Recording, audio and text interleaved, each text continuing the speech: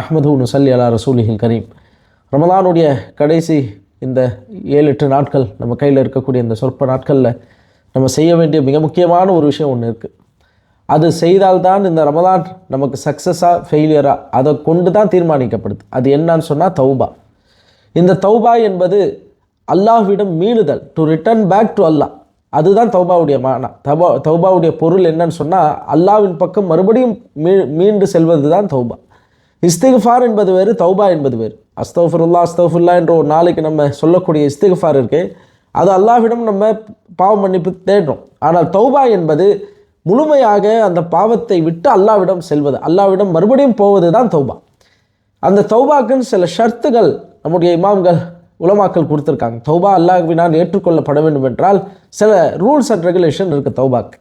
முதல் விஷயம் என்ன, அந்த பாவத்திலிருந்து வெளியே வர வேண்டும். அந்த பாவத்தை செஞ்சுட்டு அல்லாஹ்கிட்ட தௌபா செய்ய முடியாது. இந்த பாவத்தை விட்டு வெளியே வர ஐடியாவே இல்லாமல் ஒரு ஆள் திருடுறார். அப்போ அவருக்கு என்ன, நான் டெய்லி திருட போகிறேன், அவர் பாவம், அந்த பாவத்தில் நான் ஈடுபடுவேன், நான் அல்லாஹ்கிட்ட தௌபா செய்வேன், தௌபா ஏற்றுக்கொள்ளப்படாது. முதல்ல அந்த பாவத்திலிருந்து வெளியே வர வேண்டும். இனிமேல் நான் திருட மாட்டேன்.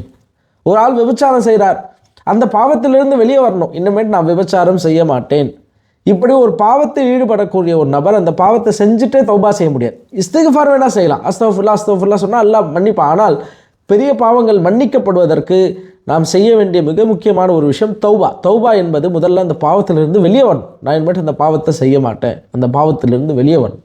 ரெண்டாவது, அந்த பாவத்தை நினைத்து வருந்த வேண்டும். இதுதான் மிக முக்கியமான ஷர்த்.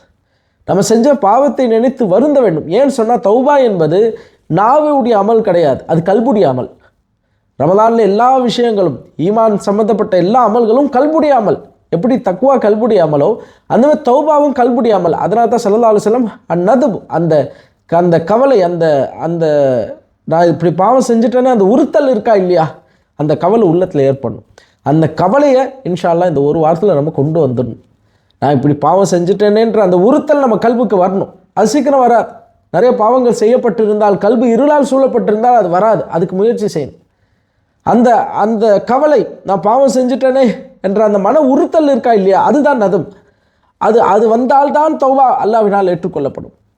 நம்ம அப்படி முதல்ல பாவத்தை விட்டு வெளியே வரணும், அந்த பாவத்தை எண்ணி வருந்தணும். அந்த வருத்தம் தான் அந்த தௌபாவை ஏற்றுக்கொள்ளப்படுவதற்கு மிக முக்கியமான ஷர்த். மூன்றாவது, இனி அந்த பாவத்தை நான் செய்ய மாட்டேன்.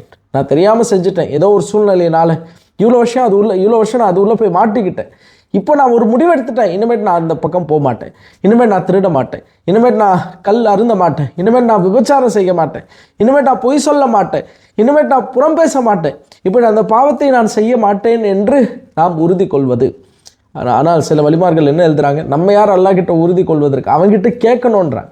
யாரெல்லாம் நான் இயலாமை, நான் பலவீனமானவன், ரப்பே என் அந்த பாவத்தை செய்யாமல் நீயே காப்பாற்று என்று அல்லாஹ்விடம் கேட்க வேண்டும் தௌபாவில் என்று எழுதுகிறார்கள். அப்போ மொத்தத்தில் தௌபா அல்லாஹ்வினால் ஏற்றுக்கொள்ளப்படுவதற்கு பாவத்திலிருந்து வெளியாகணும், அந்த செஞ்ச பாவத்தை நினச்சி வருந்துடும்.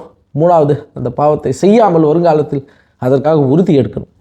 இப்படி எடுத்துட்டோன்னு சொன்னால் அதுக்கு என்ன கிடைக்கும், இவ்வளோ செஞ்சமே தௌபா அதுக்கு என்ன கிடைக்கும்னு சொன்னால், அல்லாஹ் யாரை முஹப்பத் வைப்பான் யோசிச்சு பாருங்கள். அல்லாஹ் யாரை லவ் பண்ணுவான், அல்லாஹ் யாரை காதலிப்பான், நபிமார்கள், ரொம்ப க்ளோஸானவங்க, அல்லாஹ் கிட்ட பேசுகிறவங்க, அல்லாஹ் சொன்னதுக்கு மாற்றம் செய்யாதவங்க, அல்லாஹ்வுக்கு மிக பிரியமானவர்கள் நபிமார்கள்.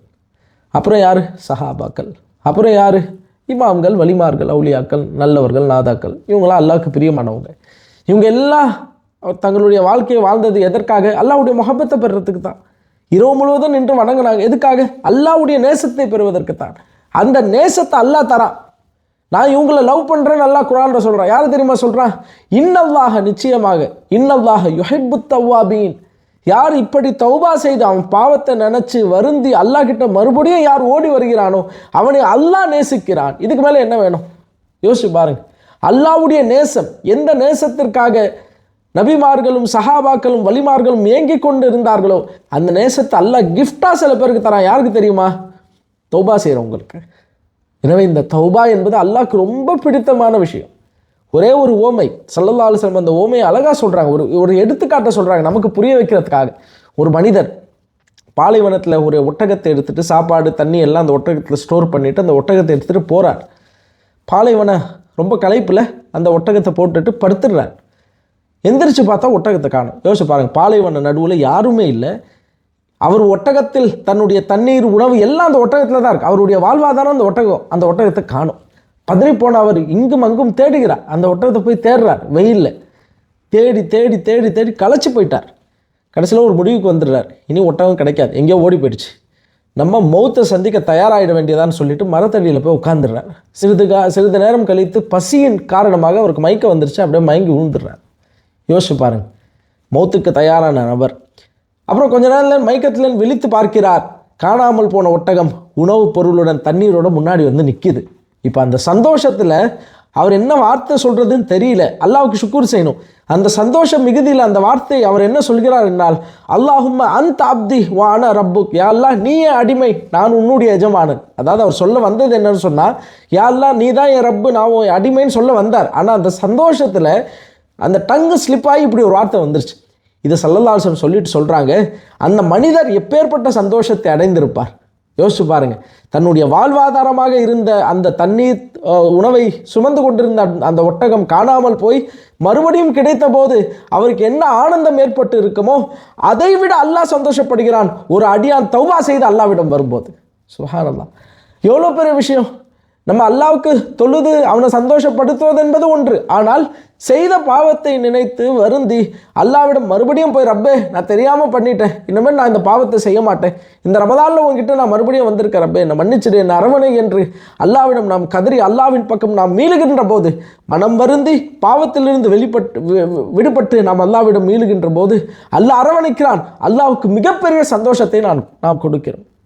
யோசிச்சு பாருங்கள், அல்லாஹ் முஹப்பத், அல்லாஹ்வுக்கு சந்தோஷம். எது சந்தோஷம்? அல்லாஹ் கிட்ட நம்ம திருப்பியும் போகிறது, தௌபா செய்கிறது. அதனால் வரக்கூடிய 7-8 நாட்கள் நம்ம கையில் இருக்குது. அந்த 7-8 நாட்களில் எப்படியாவது இந்த தௌபாவை நம்ம செஞ்சிடணும். அதுக்கு முதல்ல என்ன, அந்த பாவமான காரியத்திலேருந்து வெளியாகணும்.